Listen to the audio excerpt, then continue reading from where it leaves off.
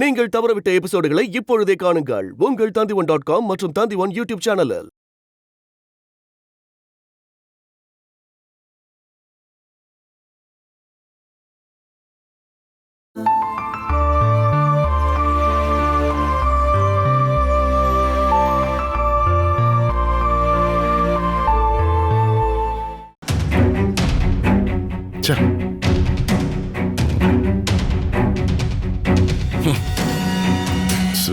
திடீர்னு ஒருத்தி வந்து காரியத்தை கெடுத்து விட்டுட்டாளே.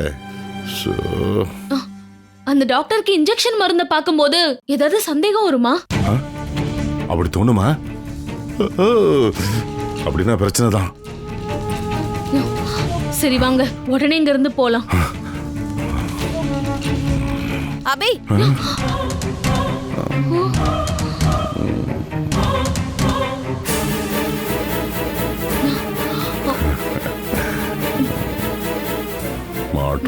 மாட்டணும் பசமா மாட்டணும்.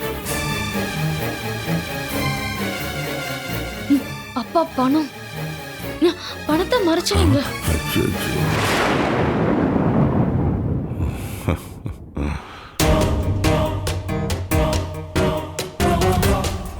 கிட்ட வர என்ன பண்ண போறாங்க?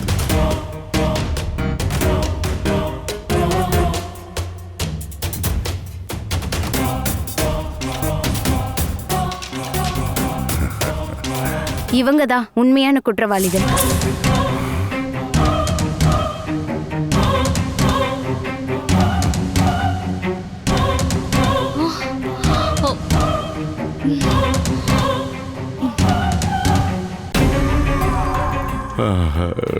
டாக்டர் என்ன ஆசீர்வாதம் பண்ணுங்க.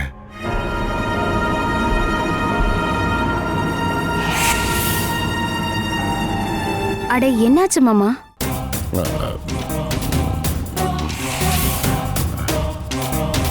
குற்றவாளிகள்னு நான் சொன்னாலும் அவங்க தான் எதிர்கட்சி.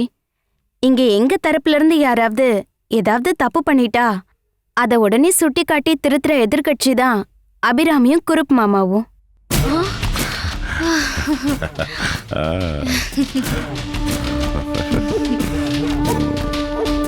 அம்மா அந்த சிஸ்டருக்கு என்னாச்சு? ஒரே பதட்டமா வந்தாங்க. இன்ஜெக்ஷன் போடலான்னு வந்தாங்க, அப்புறம் கீழே போட்டு உடைச்சிட்டாங்க. உடஞ்சிருச்சா? மருந்தெல்லாம் வேஸ்டா போச்சு. அப்புறம் டாக்டர் தான் இன்ஜெக்ஷன் போட்டாங்க. ஓஹோ சரி அப்ப நான் போயிட்டு வரேன். அம்மாவை பார்த்துட்டு போலாமே, அவங்க இப்ப கோவில்ல இருந்து வந்துருவாங்க. இப்ப அதுக்கெல்லாம் டைம் இல்ல இந்து, நான் இன்னொரு நாள் வரும்போது பாக்குறேன். அம்மா கிட்ட நான் கேட்டதா சொல்லிடு. பாருங்க இந்துவை நல்லா கவனிச்சுக்கோங்க அபிராமி, ஓகேவா? ஓஹோ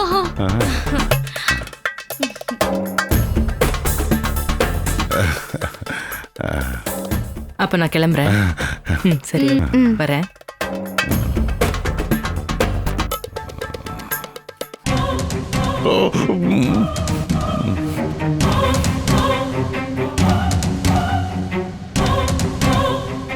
காரியத்தை கெடுத்துட்டு பத்திரமா பாத்துக்கணுமா?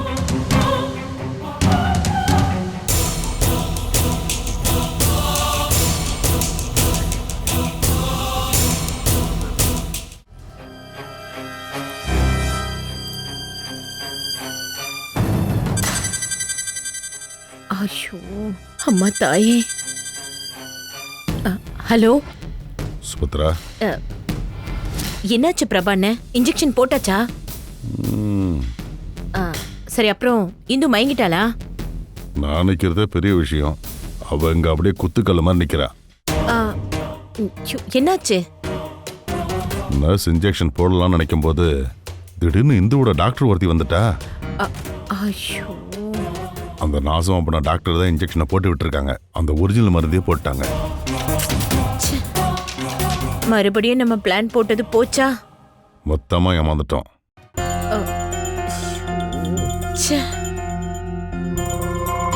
பாரு, அதுக்காக நான் பின்வாங்கவே மாட்டேன். அடுத்து நான் என்ன செய்யறேன் பாரு. இந்த தடவை இந்து தப்பிக்க முடியாத அளவுக்கு பண்றேன்.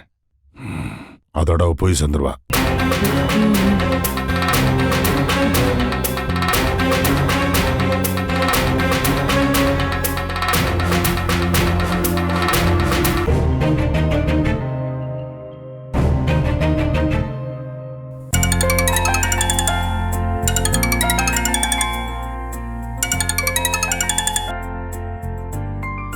S, Viswanath Shenoy here. Hello, என்னங்க நான் தான். ஏய், என்ன சுபத்ரா உன்னோட நம்பர் மாறி இருக்கு? என்ன விஷயம்? பார்வதி உங்களுக்கு ஏதாவது கால் பண்ணாளா? இல்லையே, என்ன விஷயம்? அது சரி. உங்க பேரை சொன்னாலே அப்படியே உருகி போற தங்கச்சி. ஆனா ஒரு முக்கியமான விஷயம்னு வர்றப்போ அண்ணனாவது தங்கச்சியாவது. சுபத்ரா, விஷயம் என்ன, அதை சொல்லு முதல்ல. அம்பாட்டியோட சொத்தை ஒட்டு மொத்தமா எடுத்து தான் செல்ல பொண்ணா வளர்க்கிற இந்துக்கு எழுதி கொடுக்க போறாளாம். அப்படின்னு யார் சொன்னா? பார்வதி தான் சொன்னா. ஃபர்ஸ்ட் ரவுண்ட் டிஸ்கஷன் முடிஞ்சிருச்சு. அவங்க எப்ப ரெஜிஸ்ட்ரேஷனுக்கு போறாங்கன்னு தெரியல. அம்மா இதுக்கு எந்த அபிப்பிராயமும் சொல்லலையா? யார் என்ன சொன்னாலும் உங்க தங்கச்சி முடிவெடுக்கிறது தானே ஃபைனல் ஆகும். இந்துவோட மரணம் வரைக்கும் அவளால மட்டும்தான் இதெல்லாம் பார்த்து நடத்த முடியும்னு அப்படி ஒரு கண்டிஷன்ல தான் எல்லாத்தையும் கொடுப்பாங்க போல. இங்க பாருங்க, பார்வதிக்கு நீங்க கால் பண்ணி பேசுறீங்களா? கால் பண்ணி எல்லாம் பிரயோஜனம் இல்லை. நானே கிளம்பி ஊருக்கு வர்றேன். கண்டிப்பா வரீங்களா? உடனே கிளம்பி வர்றேன்.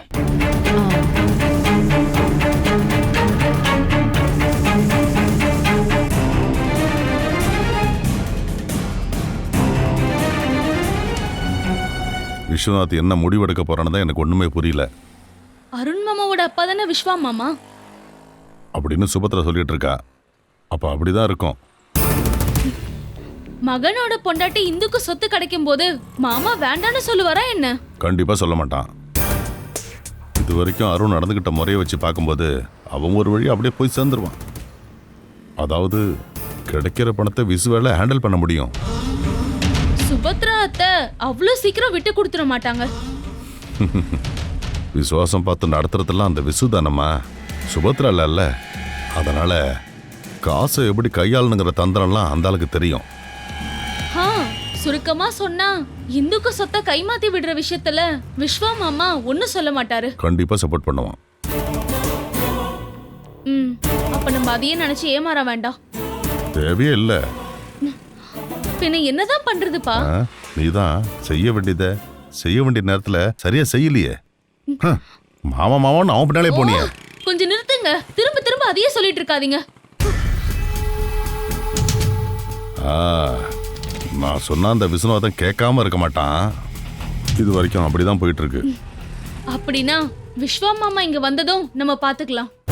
சொத்து கைமாறி போறத பிளாக் பண்றதுக்காக ஏதாவது ஒரு தந்திரத்தை பண்ணி ஆகணும். விசு வரட்டும்.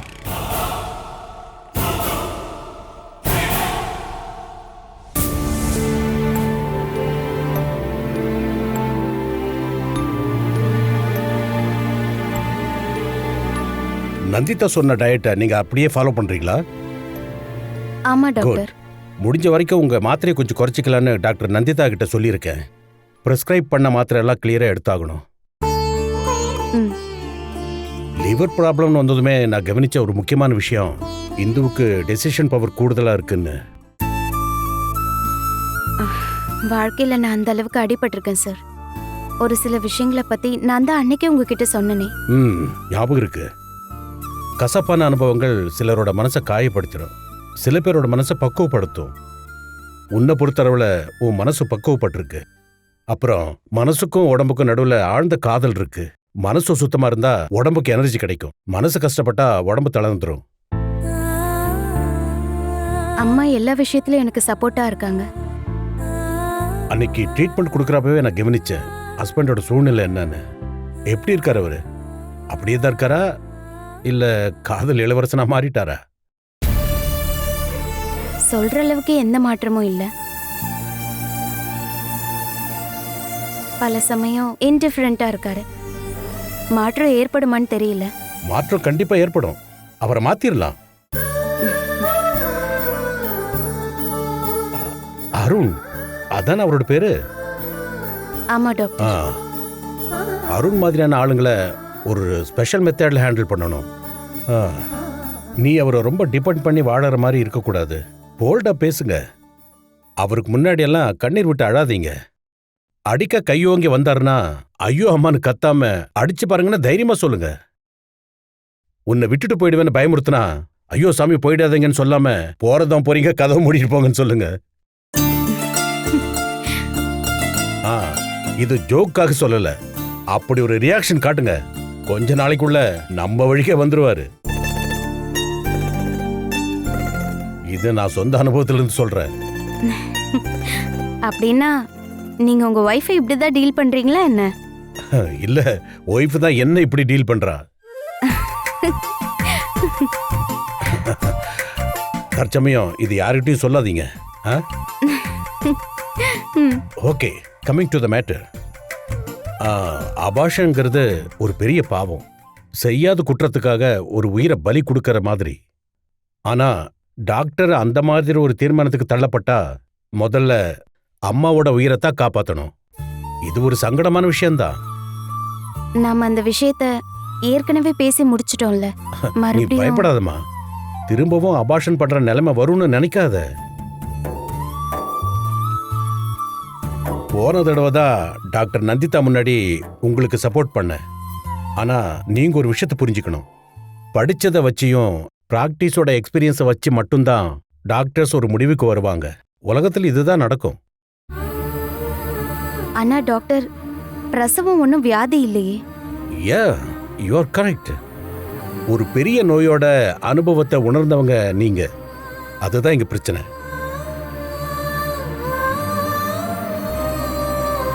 மென்டல் சப்போர்ட்டும் மெடிக்கல் சப்போர்ட்டும் கொடுக்குறோம். இருந்தாலும் நீங்க தைரியமான மனநிலைக்கு வரணும். ஒரு சேலஞ்சான வாழ்க்கை முன்னோக்கி இருக்குன்னு புரிஞ்சுக்கோங்க. Okay doctor. இந்துலேகா, உங்களுக்கு ஒரு லெமன் டீ சொல்லட்டுமா? எனக்கு வேணாம் டாக்டர். எனக்கு வேணும்ல, வாங்க.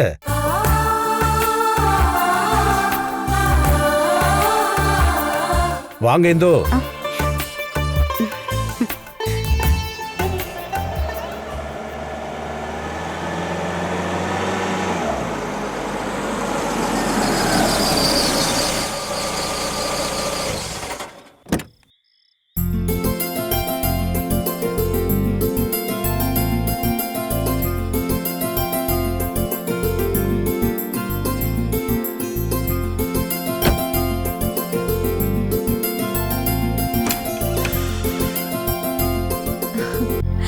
வாங்கண்ணே. ஃப்ளைட் வர்றதுக்கு கொஞ்சம் லேட் ஆயிருச்சுமா. எல்லாரும் தூங்கிட்டாங்களா? இல்லண்ணே, நீங்க வந்ததுக்கு அப்புறம் தூங்கலாம்னு நினைச்சிட்டு இருந்தோம். ஆமா, இந்துலேகா என்ன பண்றா?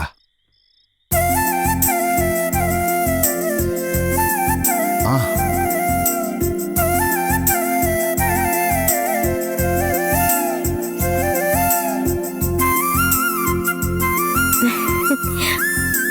வாங்க மாமா. கங்க்ராட்ஸ். இதை வாங்கிக்க. மைசூர் பாக்குமா? தேங்க்ஸ். நீ தூங்காம காத்துட்டு இருந்ததுக்கு உனக்கு கிடைச்ச பரிசு இது. என்னால இவ விஷயத்தை மறக்க முடியுமா? அதுலயும் இப்போ வாமா.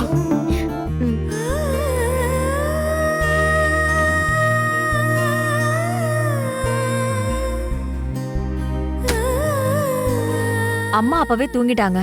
நீ ஏதாவது சாப்பிடுறியாண்ணே? அதெல்லாம் ஒண்ணும் வேண்டாமா. ஃப்ளைட்ல வரும்போதே சாப்பிட்டுட்டேன். ஒரு கிளாஸ் தண்ணி மட்டும் கொடு. ஆ, இந்த நீ போய் தூங்குமா. சரிங்க மாமா. அம்மா போய் தூங்க.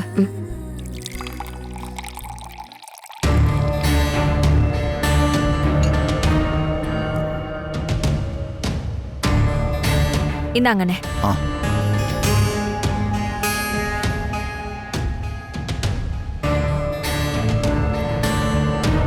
அப்புறம் காலையில நம்ம கொஞ்சம் வெளியே போக வேண்டியிருக்கும்.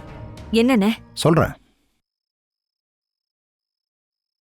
ஒரு முக்கியமான விஷயத்தை பத்தி பேச வேண்டியிருக்கு.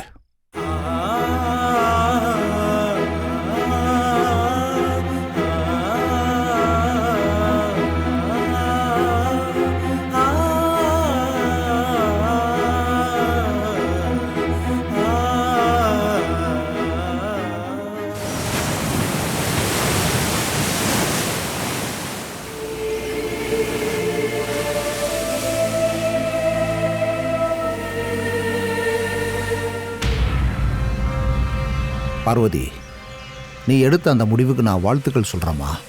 இந்துலேகா பேருக்கு நீ மொத்த சொத்தையும் எழுதி வைக்கிறேன்னு சொன்னதுக்காகத்தாம்மா. உறவு முறைகள் எல்லாத்தையும் மறந்துட்டு காசு பணம் சொத்து பத்துக்காக மனுஷங்க போட்டி போட்டுக்கிட்டு ஓடுற நேரம் இது. பெரிய மனசு இருக்கிறவங்களால மட்டும்தான் இப்படி ஒரு காரியத்தை செய்ய முடியும் பார்வதி.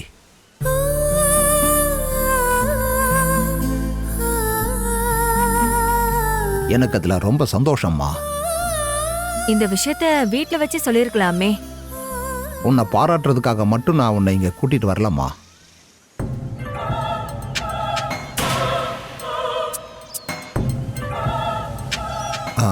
உங்ககிட்ட ஒரு விஷயத்தை நான் ஓப்பனாக சொல்ல வேண்டியது இருக்கு. அதுக்கு இப்படி ஒரு இடம் தான் நல்லதுன்னு தோணுச்சு. என்ன விஷயம்னு? நீ என்னை மன்னிச்சிருமா? மன்னிக்கணுமா? நான் எதுக்காக உங்களை மன்னிக்கணும்?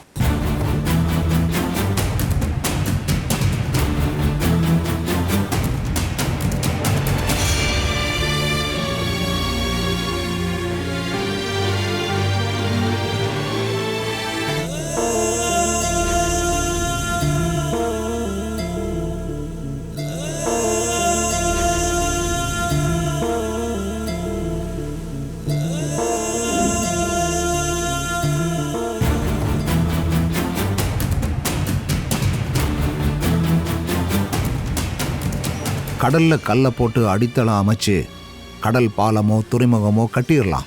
ஆனால் கல்லை போட்டு கடலே இல்லாமல் பண்ணிட முடியாது. ஒருவேளை அப்படி நடந்தால் கூட அதுக்கப்புறம் கரைன்னு ஒன்று இருக்காது. அதே மாதிரி எத்தனை கல்லை வச்சு பொய்ய சொன்னாலும் வாழ்க்கையில் தொடர்ந்து வர்ற அலைகளை ஒரு லெவலுக்கு மேலே தடுத்து நிறுத்த முடியாதுமா.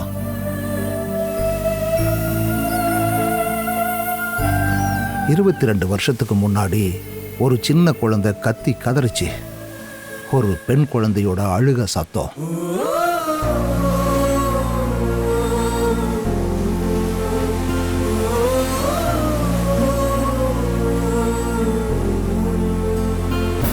அப்படி பிறந்து வளர்ந்த அந்த பிஞ்சு குழந்தையோட சத்தம் நம்ம குடும்பத்தோட சுய மரியாதையே கேள்விக்குறியாக்கிருச்சு.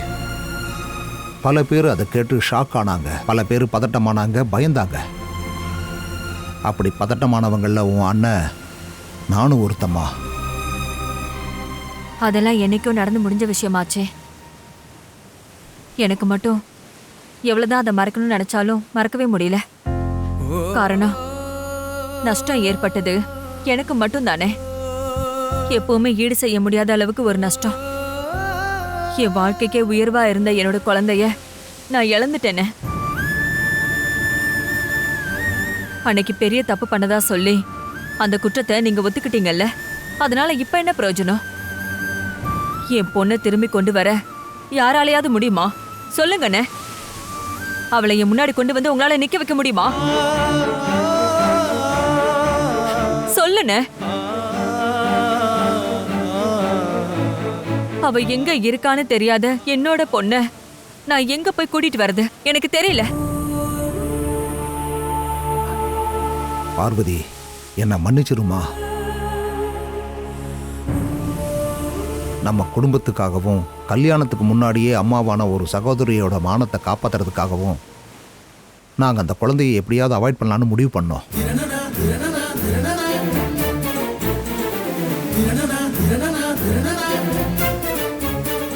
அண்ணே, அப்படி ஒரு பாவத்தை பண்றதுக்கு நானும் மற்றவங்களுக்கு சப்போர்ட் பண்ற நிலைமையாயிருச்சு.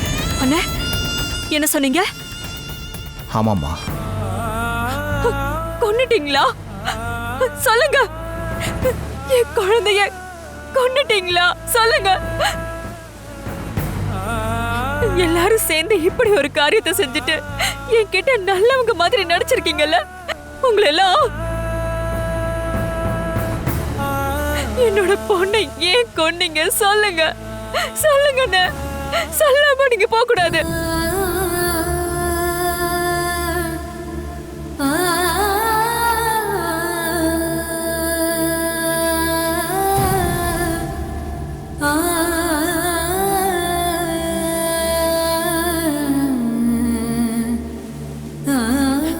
என்னையும் நீங்க அன்னைக்கு கொண்டு இருக்கலாம்ல.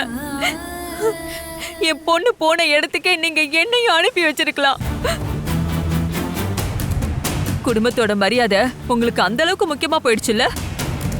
பார்வதி, வேண்டானே, நான் இப்ப எதை கேட்க விரும்பல. நீங்க எல்லாம் ராட்சசங்க.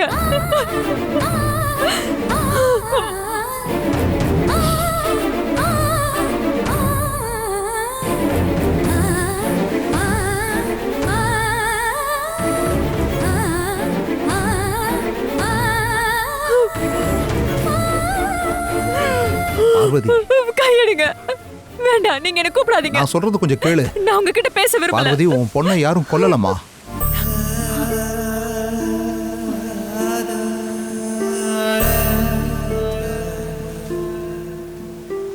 அப்படி ஒரு காரியத்தை பண்றதுக்கு நான் அவ்வளவு கொடூரமானவன் இல்லை. அவ இன்னும் உயிரோட தான் இருக்கா.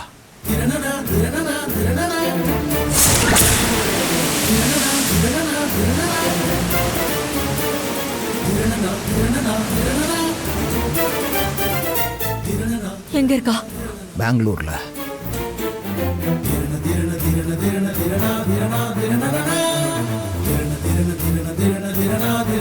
அந்த குழந்தைய வளர்க்கறதுக்கு நான் ஒரு ஆளை ஏற்பாடு பண்ணேன். நடுவில் அவங்கள பற்றின எந்த விவரமும் இல்லாமல் போச்சு. நானே பல சமயம் தடுமாறி போயிட்டேன்.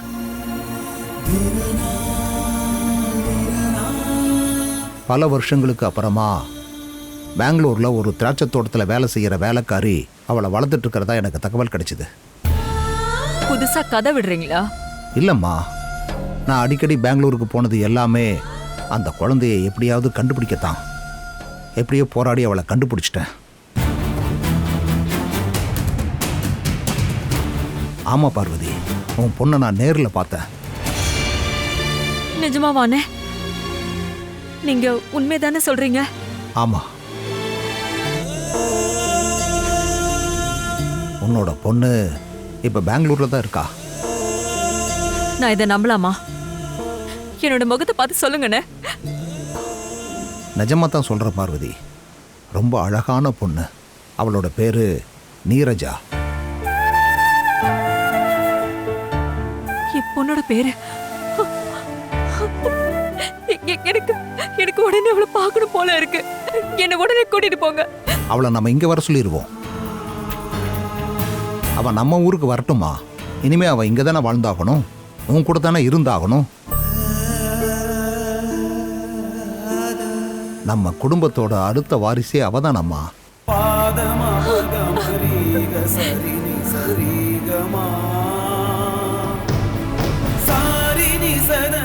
Catch us on TV, Tandivan.com, Facebook and YouTube.